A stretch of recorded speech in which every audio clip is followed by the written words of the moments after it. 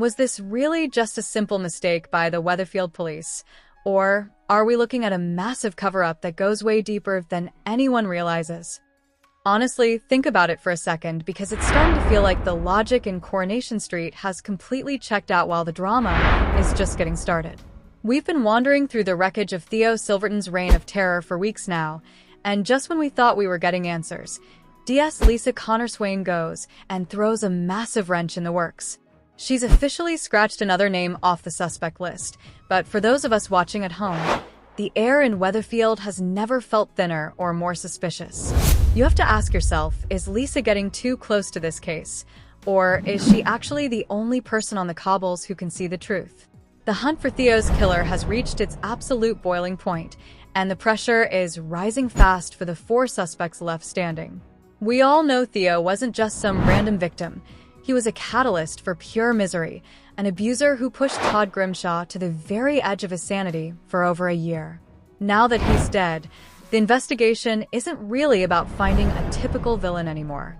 It's about watching the good people we've known for years slowly unravel under the weight of their own secrets. Lisa Swain just made the big call to rule out Danielle Silverton, Theo's ex-wife, because of some dashcam footage and an alibi that supposedly checks out. But is that really enough to close the book on her? This move by the writers feels like a classic case of redirection to me. By narrowing the field, they're forcing us to look right at the characters we actually care about. They're stripping away the easy outsider suspects, so we're left with a gut-wrenching moral dilemma. It's happening because the show needs to shift the focus from a stranger to our neighbors, making us wonder how well we really know the people on the street. Ruling out Danielle Silverton feels like a tactical error, and if you look at social media, plenty of fans agree with me. Lisa claims the dashcam footage is foolproof and shows Danielle leaving the street at the exact right time. But why is Lisa acting with such sudden certainty when she's been struggling with this case from the start? It feels like she's desperate for a win in an investigation that is rapidly slipping through her fingers. By clearing Danielle, she can focus on the people she sees every day at the Rovers, which is its own kind of messy. Internally, Danielle is probably feeling a twisted sense of relief mixed with a whole lot of resentment. Can you imagine being the ex-wife of a monster, being suspected of his murder, and then being told you're clear by a detective who lives next door to your ex's new partner? There's a hidden layer of trauma there that I don't think the show has even scratched the surface of yet.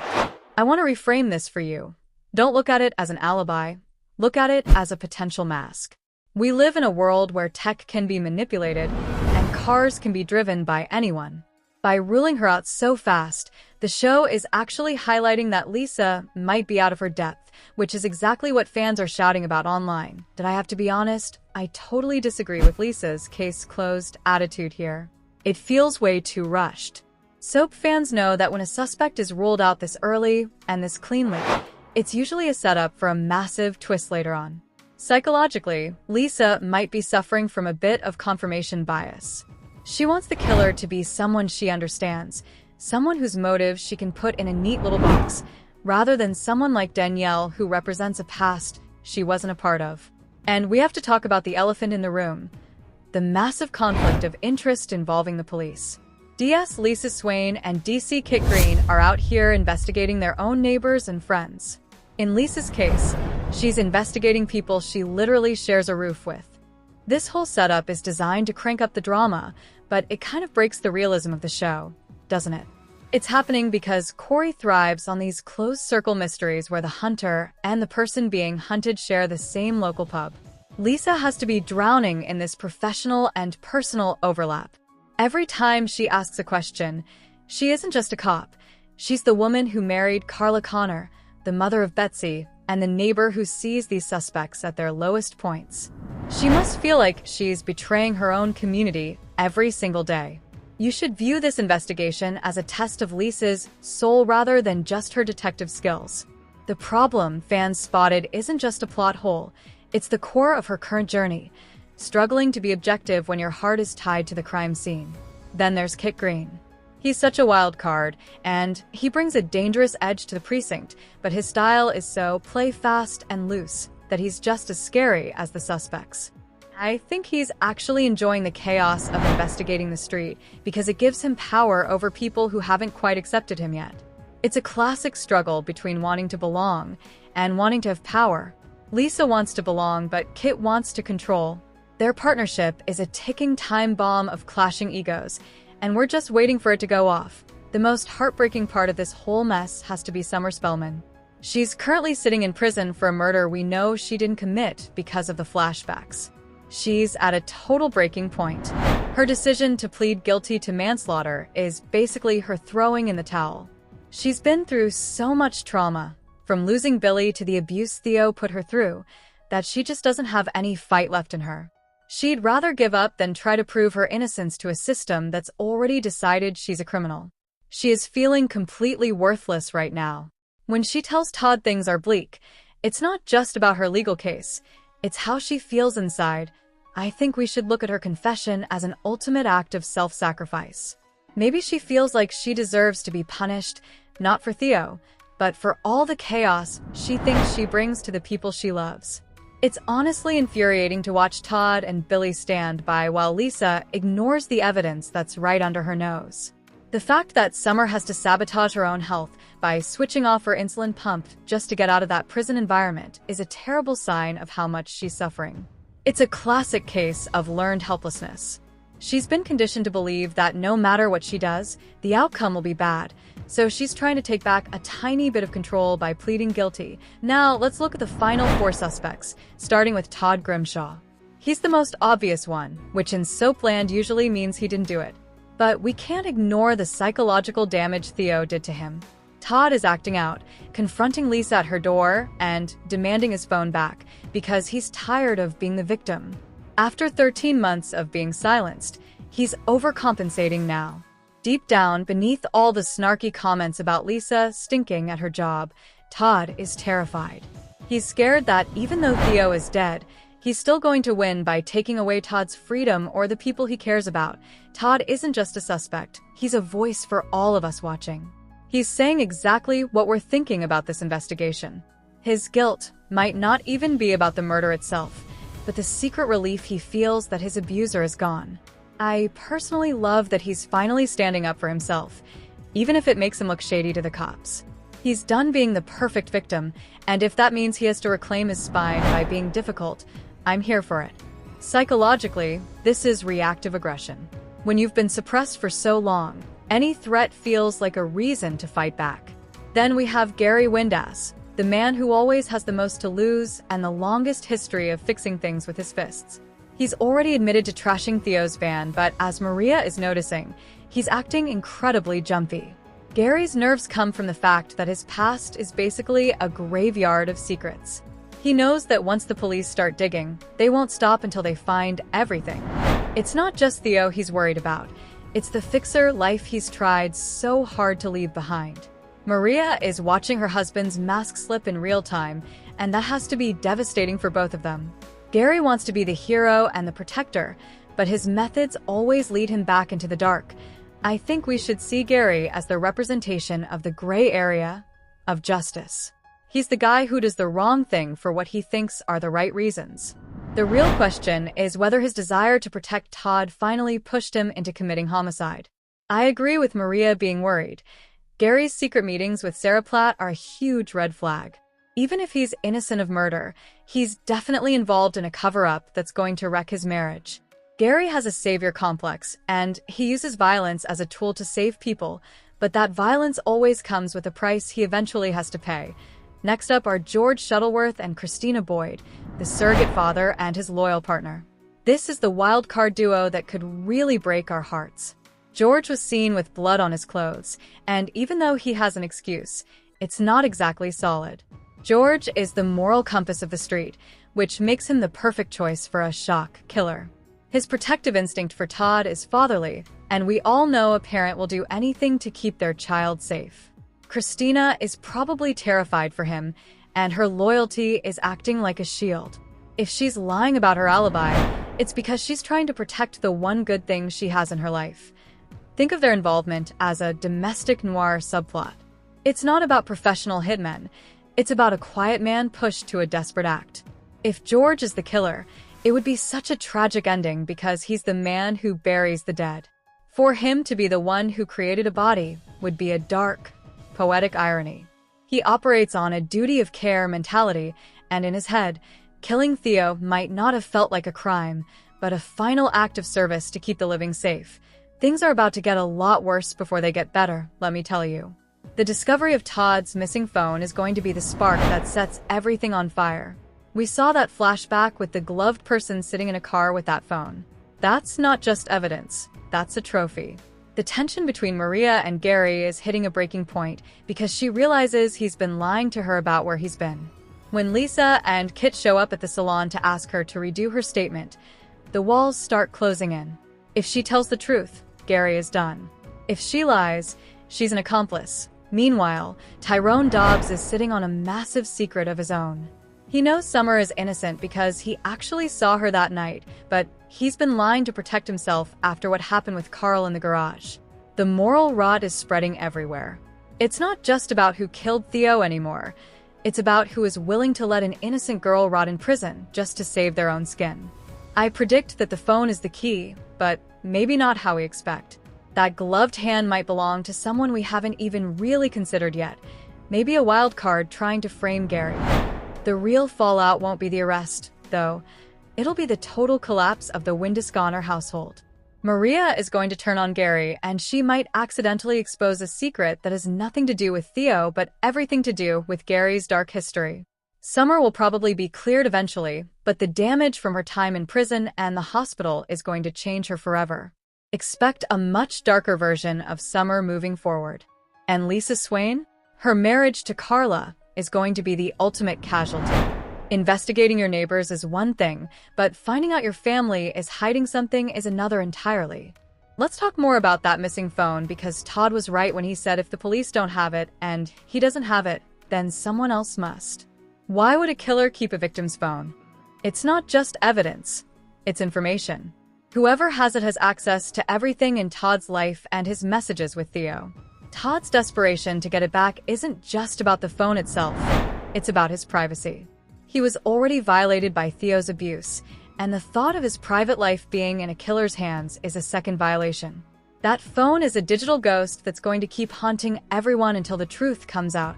I think the police losing the phone is the biggest red flag in this whole story. It points to either massive incompetence or someone on the inside, like Kit, messing with the evidence. Keeping the phone is an act of trophy collection, which suggests the killer didn't just want Theo dead. They wanted to own the whole situation. Then we have Tyrone's confession to Fizz. He knows Summer is innocent, but he's paralyzed by fear. Tyrone is acting out of self-preservation, which is human, but it's also incredibly cowardly. He's not a bad guy in the traditional sense, but he's a weak guy, and that weakness is crushing him. He's feeling so much guilt every time he hears about Summer's health failing. He sees his own kids in her and knows his silence is a form of violence. Tyrone represents the silent bystander, and his story shows how good people can allow injustice to happen just by doing nothing. I really think Fizz has to be the one to push him to go to the police because he won't do it on his own. If he doesn't come forward soon, he's just as responsible for Summer's pain as the person who actually framed her. It's a classic case of cognitive dissonance. He thinks he's a good man, but his actions are helping destroy an innocent girl. Lisa mentioned a wild card, and we have to consider people like Brody Michaelis or even Idris Nazir. Soaps love to bring in new characters to act as red herrings or late-game killers so they don't have to ruin a character we've loved for years. But for long-term fans, a wild card killer is usually a letdown. We want the emotional payoff of it being someone we actually know. A stranger killing Theo feels like a bit of a cheat, doesn't it? If it is a wild card, the story becomes more about the street's reaction rather than the murder itself. It becomes a study of collective paranoia.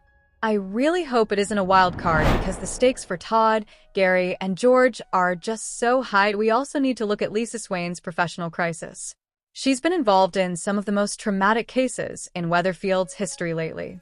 She's exhausted. She's gone from one high-stress case to another without any real break. Her promotion to a regular character happened right when everything was going wrong, including the death of PC Craig Tinker. She's probably suffering from major burnout. There is no off switch for her anymore because she lives where she works.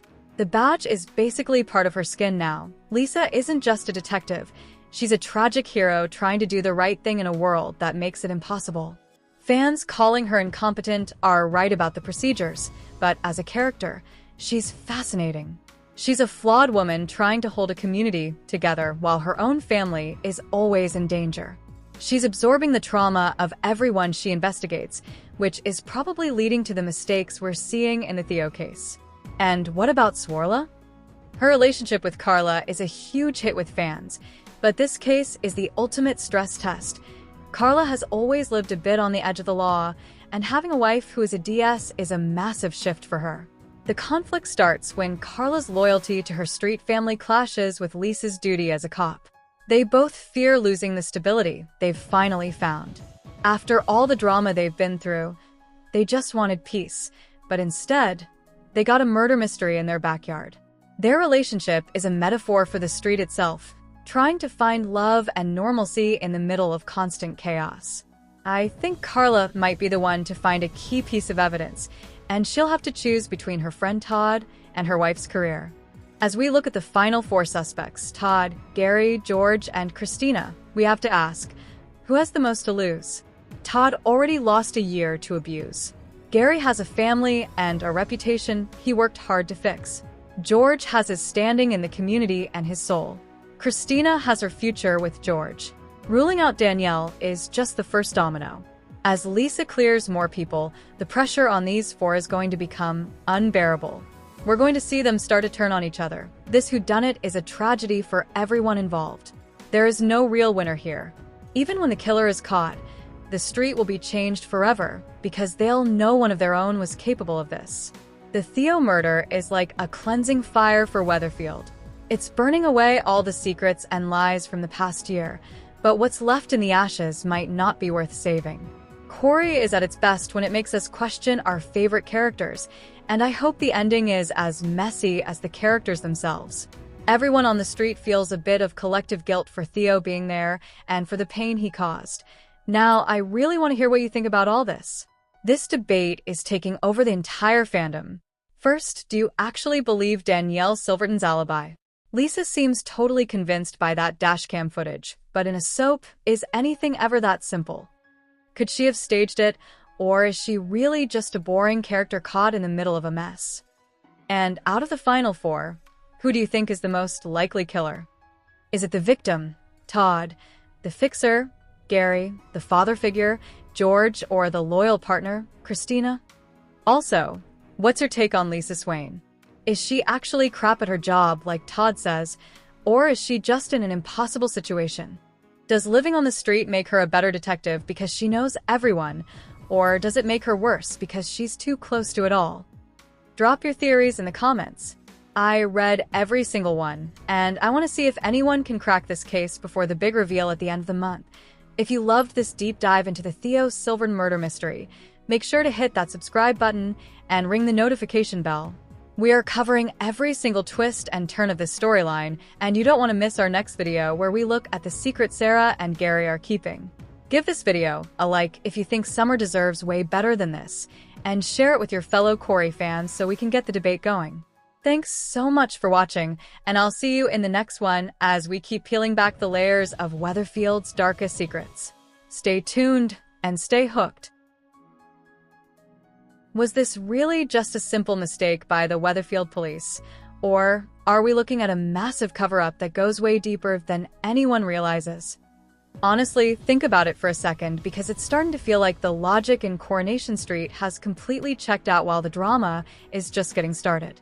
We've been wandering through the wreckage of Theo Silverton's reign of terror for weeks now, and just when we thought we were getting answers, DS Lisa Connor Swain goes and throws a massive wrench in the works. She's officially scratched another name off the suspect list, but for those of us watching at home, the air in Weatherfield has never felt thinner or more suspicious. You have to ask yourself, is Lisa getting too close to this case, or is she actually the only person on the cobbles who can see the truth?